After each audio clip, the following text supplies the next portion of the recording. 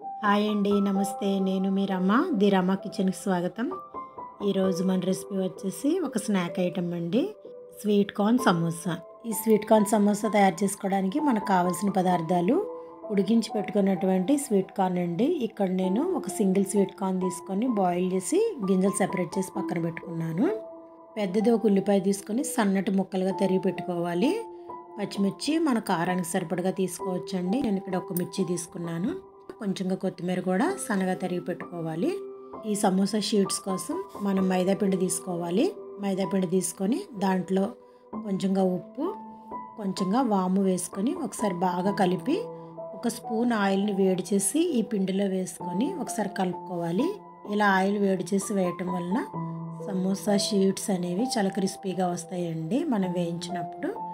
అందుకని ఆయిల్ వేసిన తర్వాత ఒకసారి బాగా కలిపి ఇప్పుడు పిండిని వాటర్తో తడిపి పెట్టుకోవాలి. చపాతీ పిండి ముద్దలాగా కలిపి పెట్టుకొని ఒక 20 నిమిషాల నుంచి అరగంట వరకు నానబెట్టుకుంటే బాగుంటుంది. ఇప్పుడు 2 స్పూన్లు మైదా పిండి తీసుకొని ఒక గిన్నెలో వేసుకొని కొంచెం పేస్ట్లా కలిపి పక్కన పెట్టుకోవాలి. ఇప్పుడు మనం సమోసా స్టఫింగ్ కోసం స్వీట్ కార్న్ కర్రీ చేసే విధానం.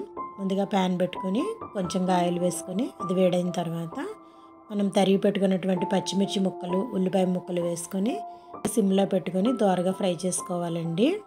ఇలా వేగేటప్పుడే ఒక పావు స్పూన్ అల్లం వెల్లుల్లి పేస్ట్ కూడా వేసుకొని మరి కొంచెం సేపు పచ్చివాసన పోయేలాగా వేయించుకోవాలి.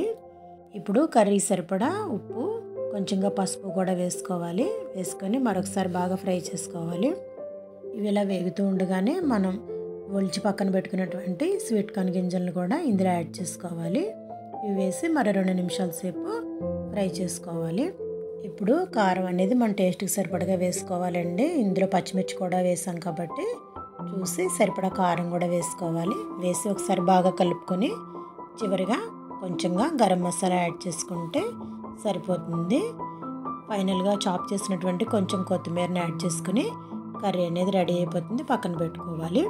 ఇప్పుడు మనం సమోసా షీట్స్ కోసం మనం రెడీ చేసి పెట్టుకున్నటువంటి మైదా పిండిని పల్చటి చపాతీలాగా ఒత్తుకొని చపాతీ పెనం పైన వేసుకొని ఆయిల్ లేకుండా వాటిని కాల్చుకోవాలి. ఎక్కువ కాదండి, జస్ట్ 1 మినిట్ 2 వైపులా కాల్చి పక్కన పెట్టుకొని వీటిని మనం ముక్కలుగా కట్ చేసి పెట్టుకోవాలి. వీడియోలో చూపిస్తున్నట్టుగా ఈ సమోసా షీట్స్ మనం కట్ చేసేటప్పుడు ఎడ్జెస్ని కట్ చేసి పక్కన పెడతాం కదండి, అవి ఏమీ వేస్ట్ కావు. మనం సమోసా చేసేసుకున్న తర్వాత లాస్ట్లో వాటిని చిప్స్లా కట్ చేసి వేయించుకొని కొంచెంగా కారం చల్లుకుంటే బాగుంటాయి.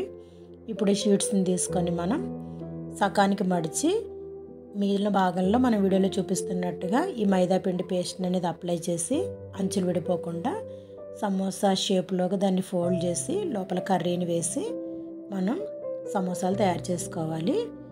ఎడ్జెస్ అన్నీ కూడా మనం మైదా పిండి పేస్ట్ తోటి కవర్ చేసి క్లోజ్ చేసేయాలి. ఇలా అన్నీ చేసి పక్కన పెట్టుకొని మనం డీప్ ఫ్రై చేసుకోవాలి. మంట అనేది హైలో పెట్టకుండా మీడియంలో పెట్టి ఫ్రై చేసుకోవాలి.